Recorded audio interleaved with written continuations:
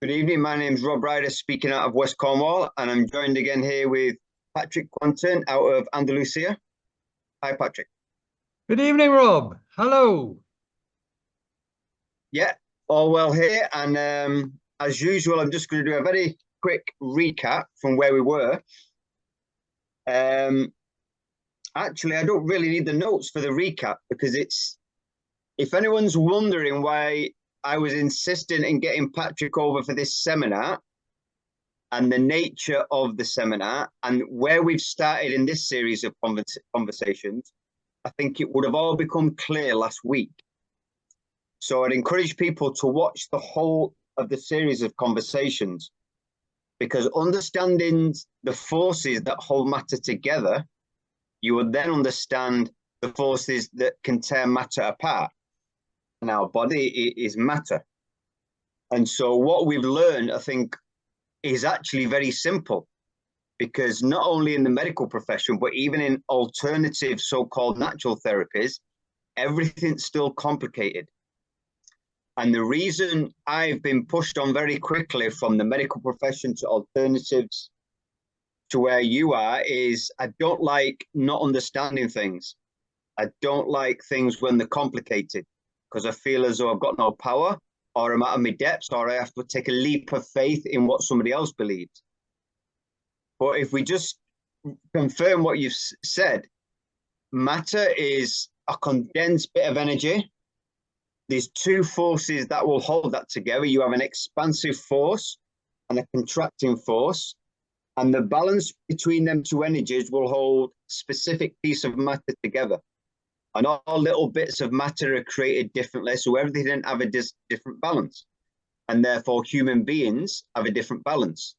And therefore, as you mentioned last week, illness is just an interference in that balance. And so when we're looking for the nature of our problems, yeah, you can go into details. Yeah, I've got financial problems, I've got work stress, I've got family stress. But ultimately, pushing apart those expansive illnesses, which you say maybe just 2-3%, really what we're dealing with is pressure, and actually life pressure. And then so the solution is to reduce life pressure. And that's really where all these conversations have come to: pressure and the need to reduce pressure. Does that sound quite simple? Yeah, and it is quite simple to understand, to actually live it and bring it into practice may be difficult, but that is because we need to come from being so far out of sync with nature that we find it difficult to readjust. So the readjustment may be difficult, but the actual theory, the actual thinking about it, the actual way things are, is very simple. And that is the basis of it all. In fact, the imbalance that you were talking about in the energies which hold things together, that can, or the major source of that imbalance can lie on the outside, which you mentioned, your relationships, your works, your where you live, the job you do, any of that, all of that. But also it can come from inside. And tonight we'll show you how life evolves because of those imbalances. Yeah, I presume that's what you were going to say, something like that, because tonight, really, you're talking about stages of life, and stages of life already insinuate that there's going to be change. You have to go from a baby to an adult and all these stages. So there's going to be change. I know a quote from medical biochemist Trevor Gunn in his book, The Science of Health and Healing. If anyone's interested in this and new, it's a good step-in to what you're talking about. It's a light introduction.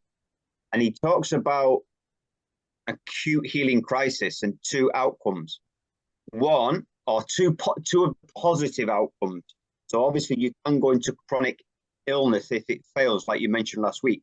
But two of the positive outcomes are: you go through the healing crisis, and there's been a learning process, and then you come out of that healing crisis not only rebalanced but stronger. And the other one, you go through the healing crisis, but you don't really learn. So you're just as strong as you was before, but you're still susceptible to whatever them life pressures were. Now, I think you can use that to what you're talking about tonight, because as you've mentioned in the seminar, there isn't a fixed life balance. And so when we go through an acute healing process, if that previous life balance, the internal part, was actually part of the problem, then we need to change our life balance. And so those two outcomes of an acute healing crisis, yeah, you want to go through it and heal, but you have to, yeah, have I got something to learn there? And I think now what you're going to talk about tonight, you're going through the very specific stages where your individual life balance will have definite changes from a generic point of view. Obviously, there's individual points where you have individual timescales, individual life changes, but there's a general path which you're going to talk us through now. Yeah, the life itself changes, and life itself changes, but the life, as in the entire creation, changes all the time, and life changes all the time. That is, and that is a natural something. It happens automatically. It's built into the system of keeping that balance. Those two forces, contracting and expansion, those are in continuous movement. So life itself changes on a natural basis. And that natural basis and those changes are built into the system, built into life itself. And the immediate cause of that is the change in supreme energy, the energy that is at the top level at that moment in your life, at that stage of your life. So the stages of your life are determined by nature. And yes, how they express themselves in individual cases may be slightly different.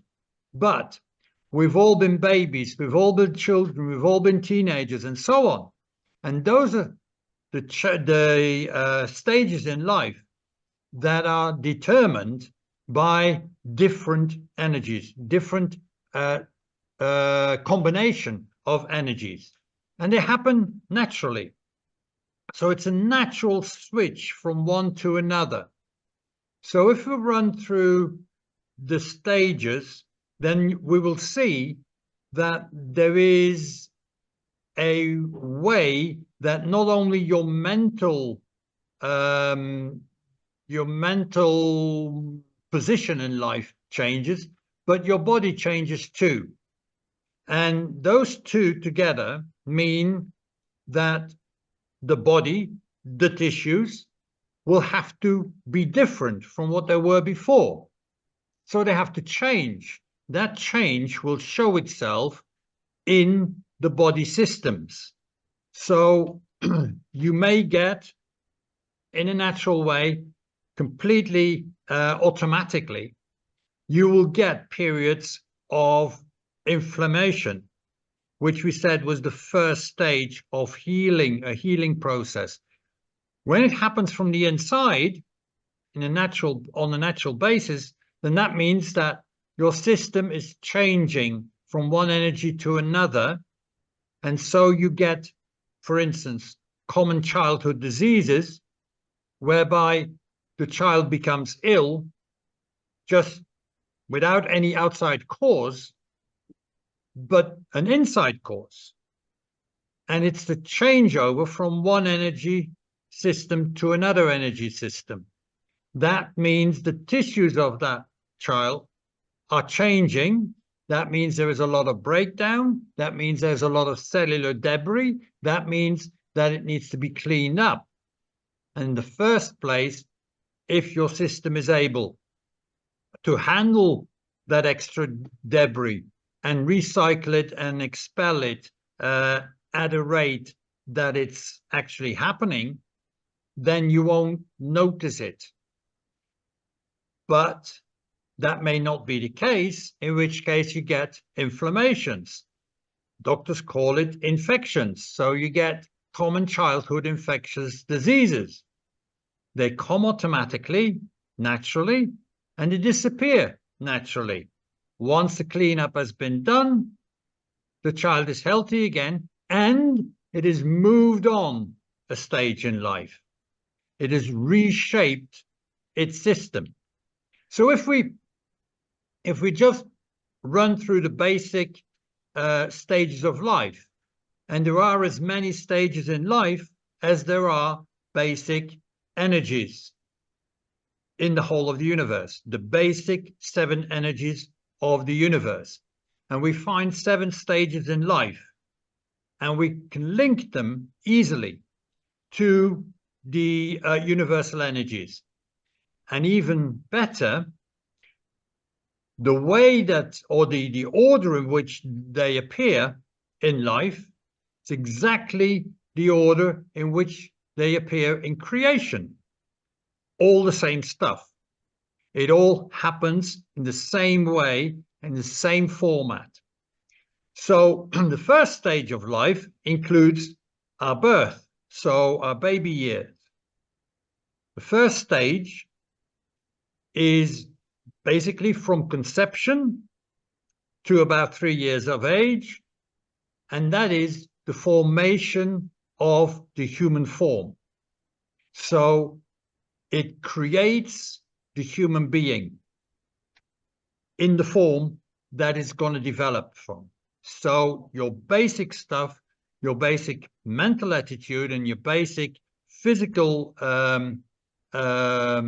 contributions and talents, and your mental talents, your psychological and your academic talents, all of those are formed in that first stage. That changes to becoming a child. And the basic energy that is driving the development of the child is a balance energy, an energy for balance. The child, now formed human being, a different human being than the parents were, although it comes from the parents, but it's different. And the child, that development, the child development is about seeking balance between what it is inside and the surroundings. So the family, the way of life, all of that. And it is finding how it can cope best with that situation, being whoever that person is. That moves on to the teenage stage. The teenage stage is energy that carries information about awareness. So the individual becomes much more aware of who he or she is, and is trying to feed that awareness, feed that person.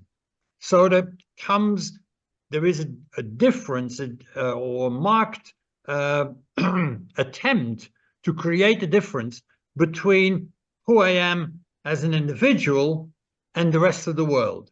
I become aware of my inner self, my own needs, what I feel about things, and so on. And I become more aware of the world. So the teenager will get interested in certain aspects of the world, whether they're natural aspects or they're aspects of the human world. So it's about awareness. Then you become a young adult. And then it's all about energy that has information about movement. Now you're on the move. Not only are you trying to move away from your family and start your own family, but also in the world, you're trying to find your own place in that outside world. So this is about, what kind of job you're going to have. And you're following, you're trying, or you should be following the guidance you get from inside yourself, and not so much from the experts who's telling you, oh, you better study this or that subject because that gives you good professional prospects. So that stage is about the energy of movement. Later on in life, as a full adult, if you like, it's about communication. It's an established individual is now communicating with the outside world all the time. And it's saying, no, I believe this, I am this, I'm doing this. And it's conveying that to the outside world. The outside world is conveying whatever it wants to the person.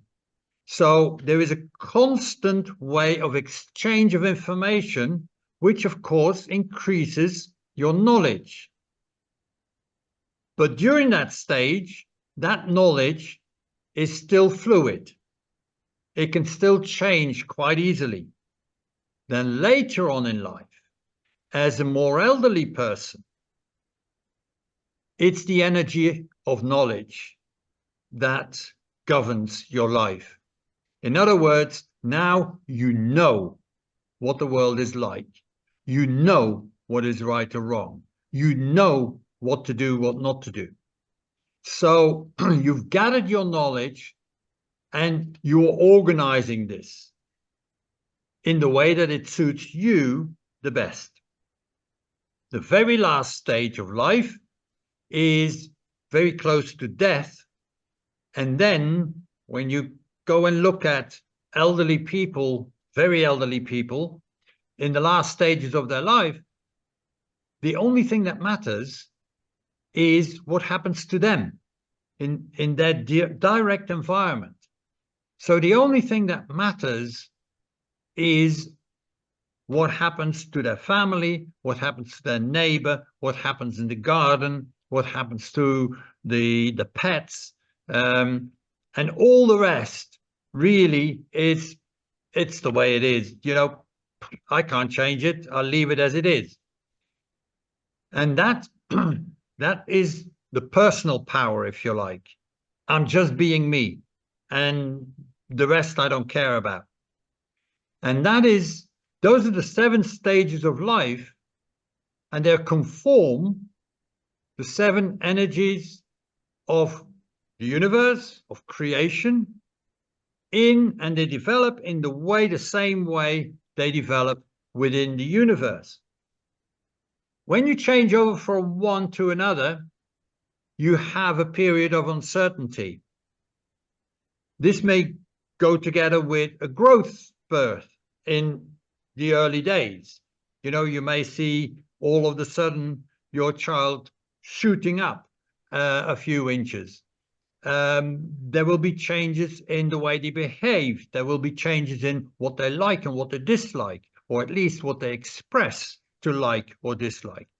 All those changes that are compacted in a very short space of time. That may be just a couple of years or so.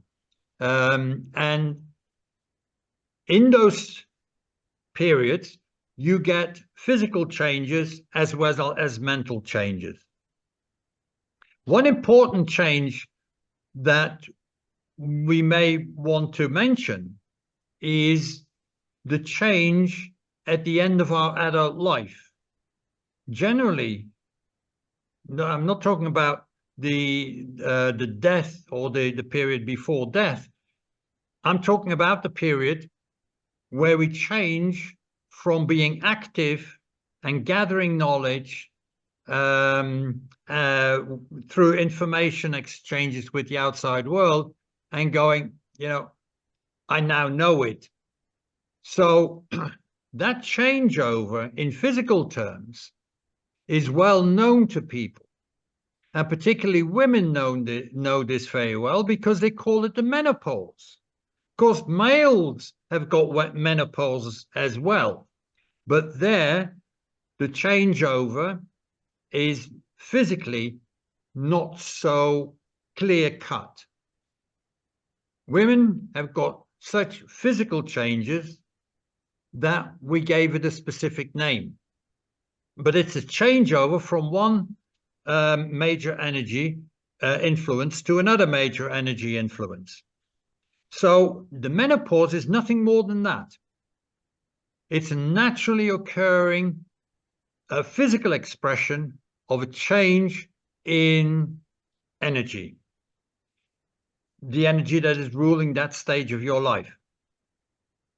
Now, if we're looking at the major symptoms that are generally occurring during that time, they're no different from any other stages, change stages in our lives.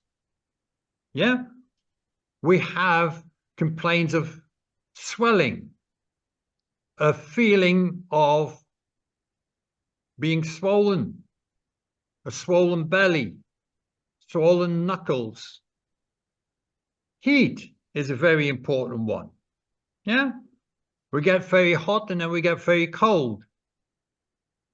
Pain, very often there are times of cramping up, and pain is one of those symptoms that are mentioned quite a bit. If we were to look at the actual physical organs, then we would see a lot of redness, particularly in the reproductive organs, but at times also in other organs like the liver and sometimes the kidneys. Now, if we look at those symptoms, redness, swelling, heat, pain, those are the 4 symptoms of inflammation. And what is inflammation? Inflammation is a clearing out period. It's a detoxification time. It's a cleaning up time. So we are remodeling, rebuilding some of the tissues inside our bodies as a result of a different energetic input. That gives us a lot more cellular debris that needs to be cleaned up. And sometimes we have inflammations to help with that. Yeah. So this happens over time. Now, if we're talking about this is an inflammation, or these are inflammation reactions, how can you then help yourself through that kind of period of time? Well, you should help the inflammation, because the more energy that your system can put into the inflammatory process, the quicker the leftover debris, the waste products, will be burned off. So how are you going to do that? Well, first of all, stop using a lot of energy where it's not needed to survive. So you could do fasting. Have regular periods of a decent fast of several days, 3 to 5 days, and do that regularly. That will help. It will help to save energy and allow your system to use that energy where it's needed. The clearing out period. Yeah, you could add heat to the system. This may sound strange, but try it. Your system is feeling so hot at times because it's gathering all the energy it can to create a bonfire, but it can't sustain it. So therefore it has to cool down again because it hasn't got the energy to keep burning. So if you add heat to it, you will give more energy to that inflammatory process, and therefore you speed up the rebuilding process and the cleaning up that goes with it. So that's an important one. You will feel a lot better by doing that. And then you have to really consider the fact that this is a change from one energy system to another energy system. It would help if you mentally psychologically were to move along with it.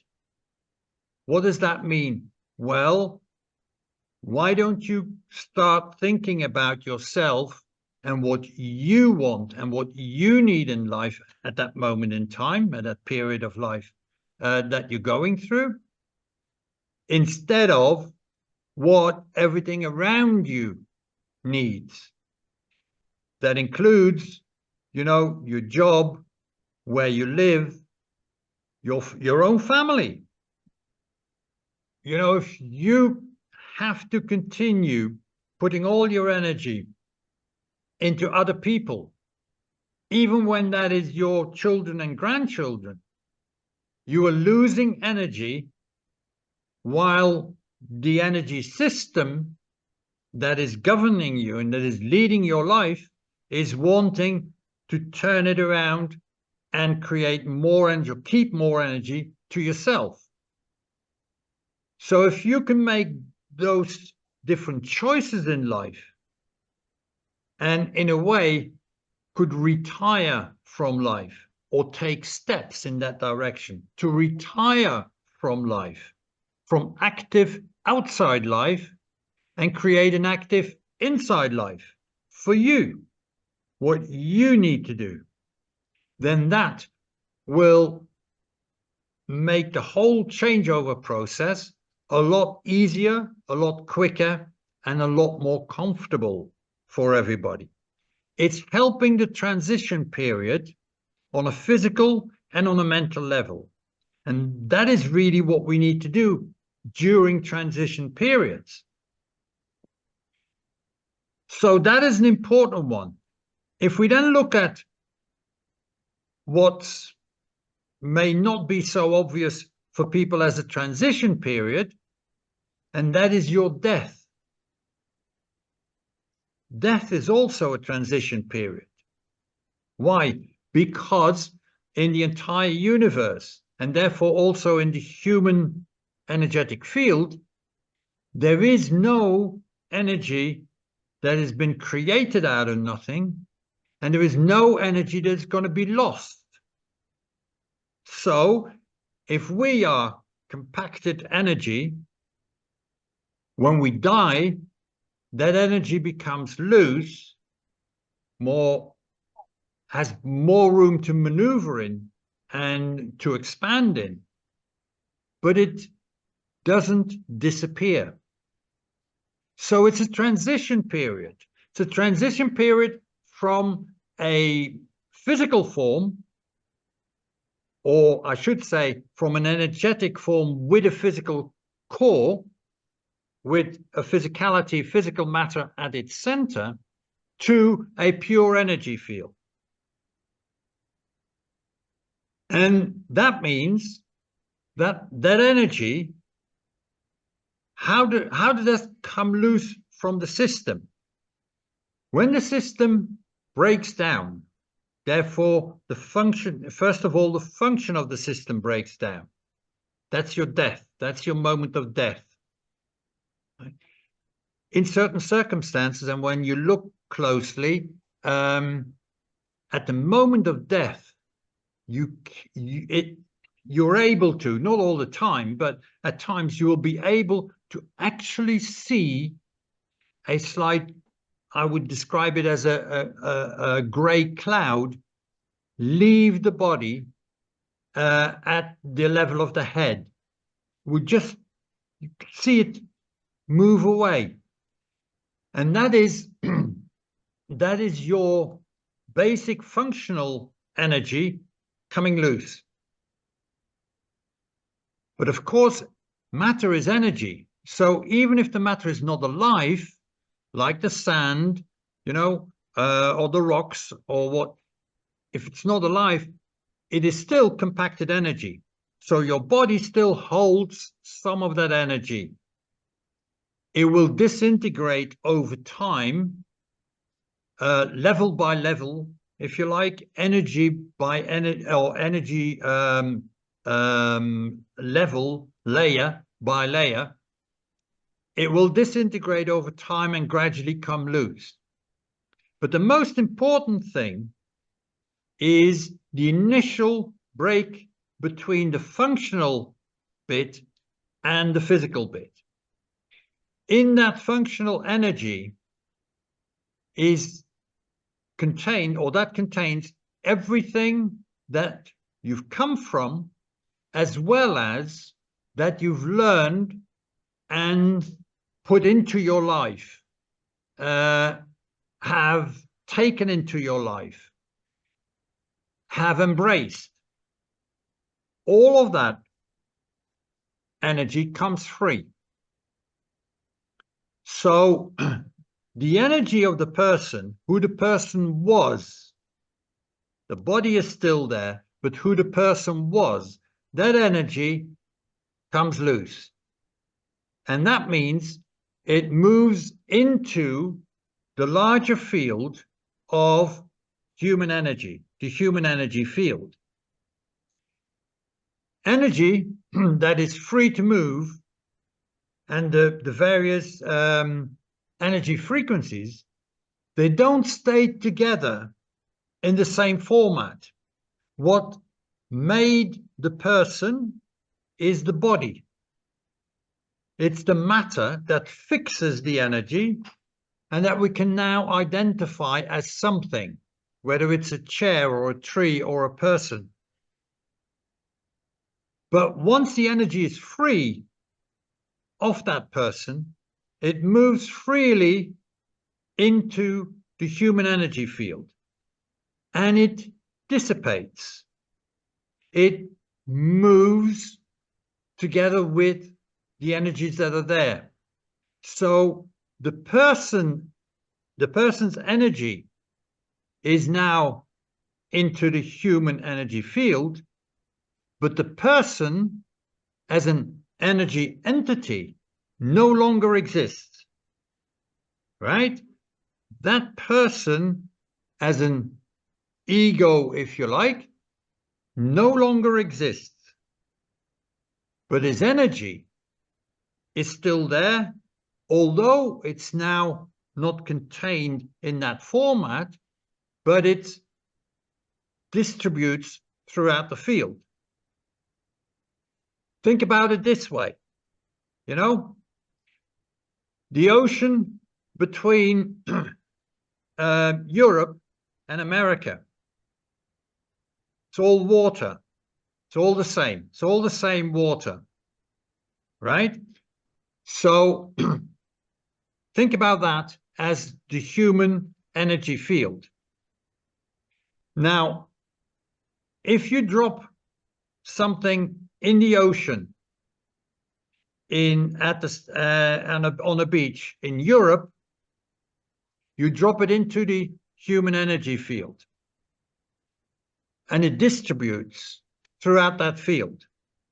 However, it will not be easy to find pieces of what you dropped into the ocean at the side of Europe on the side of America, because the field, or the distribution through the field, is not even. So if you drop a lot of oil on a European beach and you then gather water from the ocean, you're very likely to have oil mixed in with that water, while at the same time you're gathering water from that same ocean in New York and you don't find any oil, European oil, if you like. It's the same with energy fields. So when you then recycle that energy, in other words, another human being is born, and it will come out of the pool of water, if you like, from the coastline that you dropped it into. So if you can see this, if you think in terms of the races, the various human races, if you keep those races more or less together, then a person that dies in that field that energy goes into that field, and most of that will be recycled in another birth, in another person. So that is how the recycling process happens after death. Free energy mixes with other energies, but the recycling process makes sure that it sort of stays in the same neighborhood. So you can have bits of, people that you may recognize from the past, or people feel that they are Napoleon, or they have energy, a lot of energy from whatever. Usually these are well-known names, either from history, or they are saints, or people in the spiritual field, and we get a lot of that kind of, doesn't have to be the same, but that kind of energy, then we feel related to that. But essentially, it's just a different mix of energy, recycled energy. And that, of course, also is how the human being as a group, humanity, is evolving through time. So the information of a person, the individual information of that lifetime, is preserved in the human energy field and recycled. The person as a complete person, as in this kind of matter, at this time, has one life and disappears after that. But as humanity, we continue to recycle that same energy, and to expand it, and to let it grow, and to make it a lot more intelligent, if you like. Development continues all the time. And death is nothing more than a transition period, but this time it's a transition period from matter into energy. And it's important to realize that, it's another stage in life, a transition stage. So we've got a few comments there. I think the best thing to do is just ask the odd question about each stage, because obviously this is quite an expansive subject and you could just talk forever about one stage. So I'll just got a few notes and we'll just go through them bit by bit. So you've mentioned before the first 3 years, where the baby literally feeds off the mother and views the world via the mother. And I know you've mentioned an alternative health practitioners I've spoken to, when the baby is expressing an illness, they'll treat the mother at the same time. So this very, very early stage, if somebody, say, for example, was to come to you with an 8-month-old, a 9-month-old expressing an illness, you would directly go to the mother as well and see them as kind of one unit. Yeah, that's correct. That even goes for the next stage as well. When a child becomes ill, you have to look at its environment, because it's still feeding off that environment entirely. So it just means that there is an imbalance between the outside world, it's the surroundings of the baby or the child, and the inside needs. Yeah. So every child is different. Therefore, you may have 4 children and one becomes ill while you've treated them all the same. That is not an excuse. It's to see what the individual child needs, what is inside that child, and that if it becomes ill, chronically ill, then that means there's a mismatch between the inside of the child and the outside energetic environment. Yeah. And so what we call, probably from 3, 4, 5, 6, 7 years old, maybe common childhood illnesses, which what you're saying is a process. It's not an illness. It's a process of change that specific process could take place without anybody knowing. There just might be the odd little cough and cold, and you can't see, but sometimes you have a full manifestation of a process, whether it be chicken pox, what people call measles, whooping cough. Is there any specific emotion or thing behind that process that you can pin on a particular part of the body, or say a whooping cough, for example, or for chicken pox?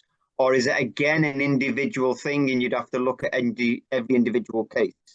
No, when you get an expression that is the same for a lot of people, so there may be a variety in the severity of the expression, but if the expression is the same and you call it measles or chicken pox or whooping cough or whatever, then that is about a specific change in a specific energy. But there is not much point in becoming too academic over this, because these are healing crises that you're actually seeing.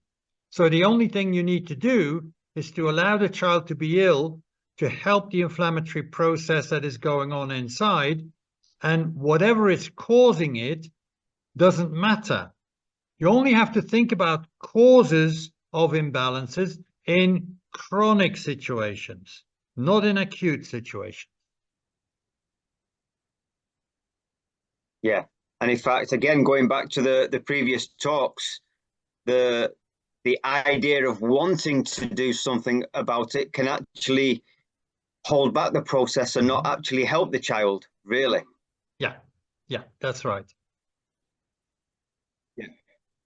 So we have these processes that every child has to go through. You may not notice them, they may not be full blown, as it were. And those chicken pox, whooping cough, like you mentioned, we don't have to know everything, but if they're reoccurring, if they're sticking around, then maybe we might need an investigation into the life of that person. As children tend to come into maybe early teenage years, one other common issue seems to be acne, and some children can get it quite severe and chronic.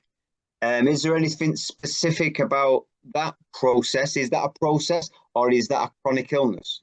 That's a process, because it's a natural process and it's part of the physical expression of that particular change in energy. So it's, if you like, the teenager or the changeover into the teenage years, you are changing face. Yeah, you're taking the first steps towards becoming an adult, to having your own face, if you like. And that is the level, or that is the physical level at which most of the cellular debris seems to be occurring. We don't have to think about it. It's a process. It will pass. The severity, it's probably got something to do with the struggle that individual goes through in order to start becoming aware, being allowed by his environment, his or her environment, to become aware of who that person is. And that may be the only thing. For all those acute processes, it's the same thing. It's the severity, but that only is an indication of how much struggle there is, but you will get over it.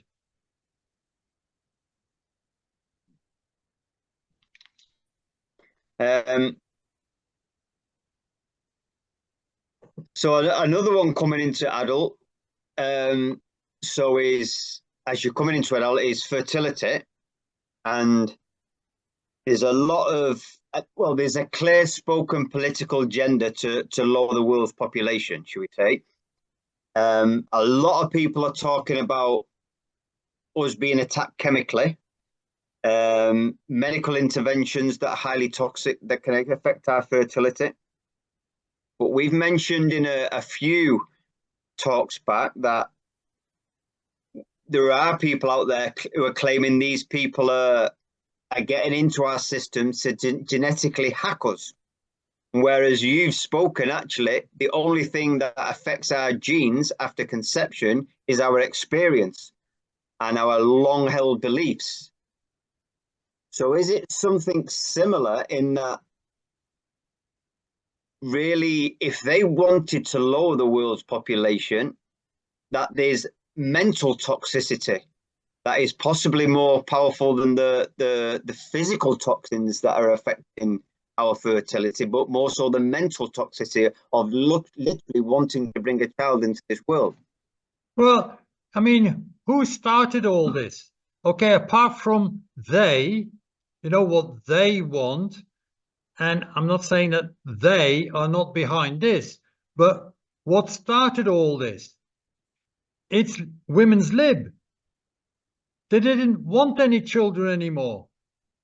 And now, so, well, a generation later, if you like, we're so amazed that in general, in the population, the fertility is year by year diminishing.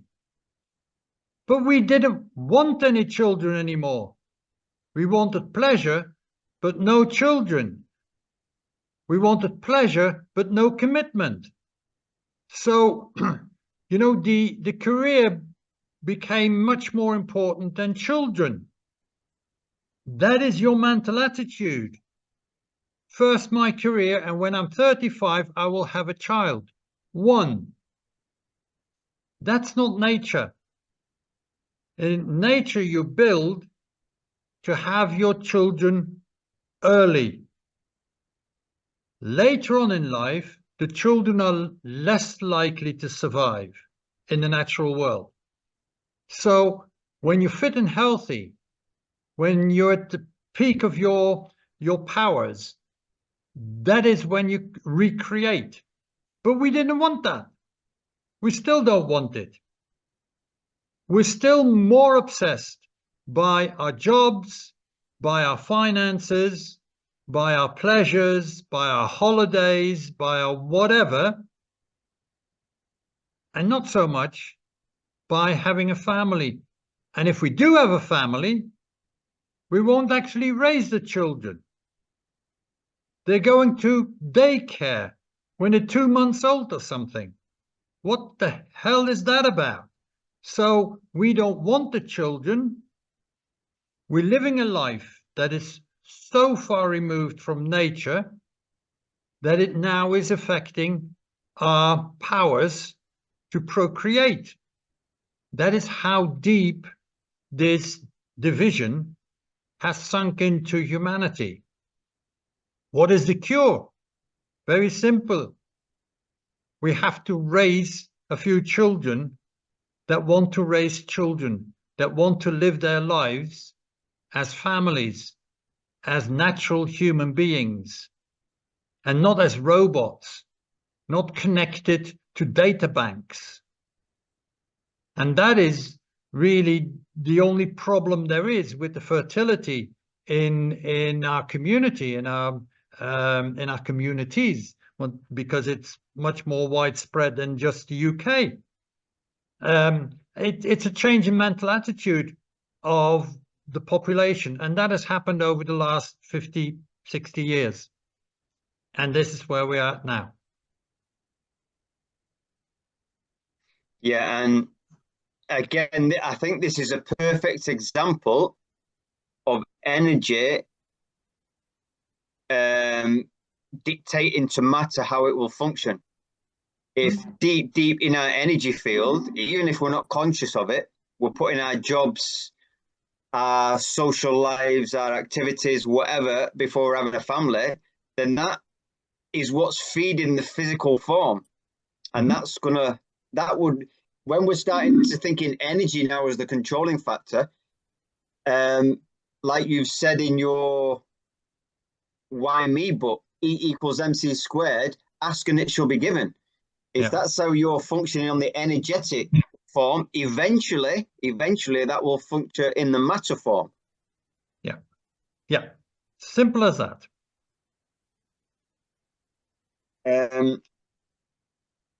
Yeah, so it seems a lot of the pain and suffering through these stages is possibly a lack of awareness. That's why I think it's an important topic tonight, because if people are aware of life's changes, and a lot of people say resistance to change, resistance to the flow of life is actually what's going to cause pain.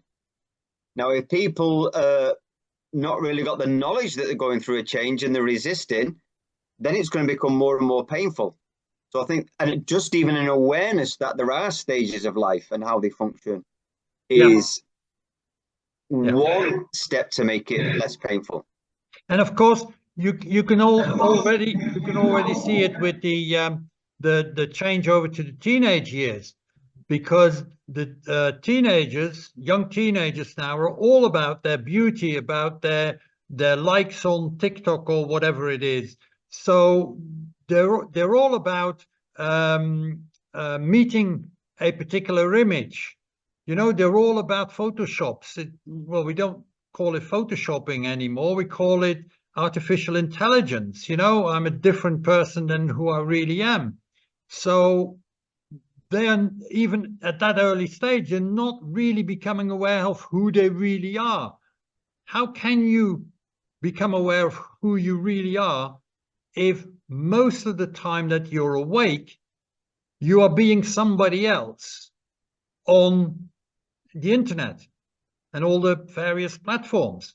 So, and it moves on from there, because the whole society doesn't want you to become aware of nature, become aware of life itself, become aware of who you are. You need to be in a particular group. Then they want to put you in a group, they put a label on it, and then they know where you are, who you are, how you're going to respond, and what you need to do. And we're all lining up for it. So we're becoming less and less aware of our natural being and of our personal natural being. So therefore, it is very easy to have a division created between my inner world and the outer world that I'm on the outside living in. And that division gets wider and deeper every year. So more and more imbalances in individuals, hence more and more illnesses. And on the other side of that, you have good-minded parents trying to push their own children down a certain route. The education system trying to, you say, I'd go even stronger at manipulating children down a certain route. And that doesn't allow them to find themselves. And as a parent, I always try to constantly got to be aware of how you're guiding them, but also allowing them to be free as well, to make their own mistakes. I know when I was 21, I just walked out of a career job. It would have been a future. I just walked out to absolutely nothing because I didn't know who I was. I didn't know who I wanted. It was probably the best thing I've ever done. Whereas the school was trying to guide me into a career, a job, future before I even knew who I was. And so you can also get good-minded parents. It's that balance between how much are you going to allow your children to grow and at a certain pace, but you can't just not allow them to grow. And there are some good-minded parents trying to protect the children, but you have to let them go. Yeah, but the good-minded parents, I think in general, you know, parents are always good-minded. It's the only question is, where do their values lie? Where do they take their guidance from? And until not so long ago, that guidance came from previous generations of parents. Now the guidance comes from experts and social media and the media. And of course, it's all pinpointed and exaggerated within the education system. But that is the point. You know, you always have that struggle, and it will always be a balance. And sometimes the end result is a bit better than other times. Whether you leave it up to individual parents or you use a institution, a particular system to guide the children in, that's not the point. But the point is that when the guidance comes from previous generations of parents, there will be personal experience that is feeding that. And if that personal experience is going the wrong way, at a certain point in evolution, in 1 or 2 generations, that will be brought back because it's no longer possible to carry on. While if it's done by a system, then it can carry on until there's nothing left of life. Because the system doesn't take any feedback. It doesn't want to learn that thing, that nature. It will want to learn more, to get more power by itself. So there is a big difference there in where the guidance comes from. Good-minded people, good-minded parents, yes, of course, but take a good look at where your beliefs are coming from. Who put them in there? Yeah, and I know maybe 40 years old, that seems to be a bit of a point maybe for men, but it's quite a big change in men sometimes, where you just reassess your whole life and your values and what you believed in. And me, I decided to start from a blank page again and just believe in nothing for once. I thought I really need to reassess everything I've been taught, and some of that stuff come back and some of it didn't. Yeah. But then I gave myself that freedom to do that. So I have to make sure I always remember to give my own children that freedom as they're growing up to disagree with me, because I could be fundamentally wrong on 1 or 2 things myself. Quite possible. But you see, you can do that with your own children, and because you're aware of that possibility. And how did you become aware of it? Through your own experience. Nobody told you that. And if somebody had told you, you wouldn't have believed them. And if you did believe them, you still needed to go and experience it. And only then, only after experiencing something, you will know that's something. Only then. And that's probably why creation needs to manifest all its potential, to experience all its potential so it knows its potential. That could be one of the reasons why nature manifested. That is why all the bits need to manifest, even the bits that don't last very long. Like, for instance, species of animals that have died down, that have died out. They're gone. Well, will they come back? No, they won't come back. If they did come back, they wouldn't survive, because that's why they died. But they needed to be created. They needed to be there in order to fulfill the full spectrum. The full spectrum of what? Of experiences and expressions of experiences. So another one, which obviously a lot of women talk about, is what you mentioned, the menopause. Now, do you think there's anything? So women especially, they talk about that they become very hormonal. Now that's a question in itself. What does that actually mean? But very emotional.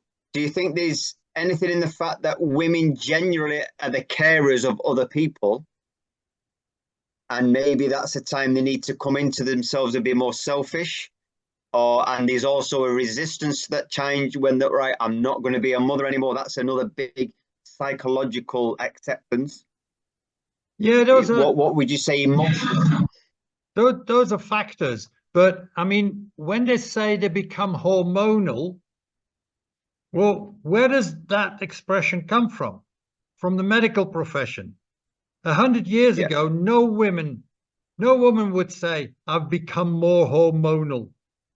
You know? So it's an idea that's been put into our heads by an institution with an agenda. That's one thing. The other thing is, why are women now, or we get the impression anyway, women suffering so much during the transition period of the menopause? Well, have a look at what these women and what the position, the place of women is in society. What are their priorities prior to the menopause? Career, yeah, finances, being somebody. What is their natural being before the menopause? It's holding the family together, raising the offspring, being the center of a small universe, the family. How far away are these women from their natural inner self? And then this transition to relay the focus from the outside world, as you said, caring for everybody and what have you, placing that focus more on the inside. Who am I? What are my needs? You know, children are gone. They need to look after their own children. I only have the pleasure. I don't have the worry about them and so on. I don't need to go to work. I can just be myself more and more and more. How far away are they? So the shock to the system, mentally and physically, is so enormous that you suffer mentally and physically a lot more when this new energy comes around and takes over. Yeah, and I think it's another example, like you, I mean, apart from my wife and a few friends who know how we live, a lot of people think I'm a real kind of macho type sexist, but they don't actually define what they mean by that. The fact that I believe I should look after my wife and my wife runs the house and I go out and provide. The fact that my wife's happy with that doesn't seem to come into their mind at all. No. The fact that my wife's got some friends who would like to have, not to have me as a husband, to somebody like me as a husband, who lot of think, well, I wish my husband would be like that. It could, so the way we're talking, it could have come across people you would say sexist or anti-feminist or whatever, but we're just talking about the natural qualities of males and females, the natural duties. And it's not that anybody's better than the other. We are different. We have natural qualities, especially when children come along. And in my experience, when children come along, the best way to move forward is go back to that natural routine. I see that is, at least my own personal experience, that provides the better, more balanced family life and children. Well, yes. I mean, men are different. Men and women are different in their basic structure. They have different tasks to perform, if you like, in life. And together, they cover a lot more tasks than on their own. So that's one thing. If then children come along, then a mother should be different or provides different information and on all levels to the children than the father does. That is how it should be. because that widens the scope of experiences of the children.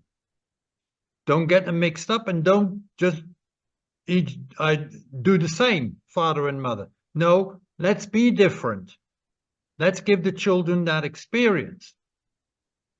And then again, you could then refer to the confusion that currently is going through our society as far as children and children's identities are concerned. Where does that come from? That comes from out of the same corner that all the other information comes from, that says to women, you know, you can have pleasure, sexual pleasure, but you don't have to have children. You can be independent, you can go to work and have your own money, have your own independence, and you don't have to look after the children, just pay somebody else to do that. It'll all be fine. This is all the same information which pulls us away from our natural characteristics and our natural position in life. And we've come to the stage where even children now are completely confused, have no idea anymore, so it seems, of what men and women are like and why they are the way they are, in their fundamental differences in their characters and their makeup. And it's so important because it's the only way forward. Nature is the only way forward. That's the way things are. You know, they always have been like that in the whole of the creation of the universe, and it won't change. Yeah, I know we're a bit strapped for time, so there's one more question. I mean, that particular aspect there, we could do another conversation another day on what you've spoken about of health and freedom. Yeah. To be healthy, you need the freedom to make your decisions. So we'll come back to that because we're short of time. But the death bit, I don't want to get hung up on the death bit because that could get a bit controversial. But this is an aspect of death I've thought about. Now, if at the point of your death, your state of being gets released into the human energy field, rather than killing your enemies, as it were, wouldn't it be far better in prison environments and places like that to try and heal people rather than put an electric shot through them and kill them? Because if that's the energy go back into the human energy field, wouldn't it be better to have prisons, so people who are genuinely violent and who are a danger to a society, to put them in healing programs where at least at death is some kind of acceptance of wrongdoing, and that's the energy that will get recycled into the human energy field. Otherwise, we're going round and round with toxic energy. Yes, but of course there are those two aspects. What you're proposing is actually what needs to happen and what will happen in time. And that is that humanity, not as an individual, but humanity will learn the essences of life. And fighting and war and conflicts are no longer needed. On the other hand, how are we, and how is humanity, how are we going to learn that? By making all the possible mistakes. So we're now sending all that conflict energy, if you like, not harmonious energy, back into or we're letting it loose. It was always there. It was always in the human energy field. But when it's no longer connected to a person, then it becomes free floating, if you like. So we're sending all that conflict energy back into the human energy field. And if you do that once, that doesn't make any difference. But if you keep doing that, then more and more if you like, conflict energy is collected in the human energy field, which will disturb the field, which will then make humanity, society, more violent until it reaches its peak, whereby the whole of humanity starts to see that you cannot live like this, that this is the end of life itself, unless we stop the conflict. And that is what we're going to have to learn. But we're still a long way from that. We still have a lot of awareness to learn, to go through, before we get to the stage of knowing that we shouldn't be killing our enemies or even killing bad people, if you like. Yeah, I know we lost track of the time a little bit at the beginning, so I'm going to end it there because I'm not sure where we are time wise. But that's again something we can come back to when we talk about. I've said it earlier in this conversations, we can't avoid politically, so we might have a conversation about the political system and how we can free ourselves from it and maybe move forward as individuals rather than getting dragged down with humanity, because there is possibly, maybe in my lifetime or in 2 or 3 generations' time, a huge healing crisis coming to humanity. And it's good to be prepared for that and find our own route through it. So I think we'll possibly come to that in the next week or so. But I'm not sure where we are for time now, so we'll possibly leave it there for tonight. That would be great. We'll see you next week then, Rob. Bye-bye. Yeah, okay. Okay.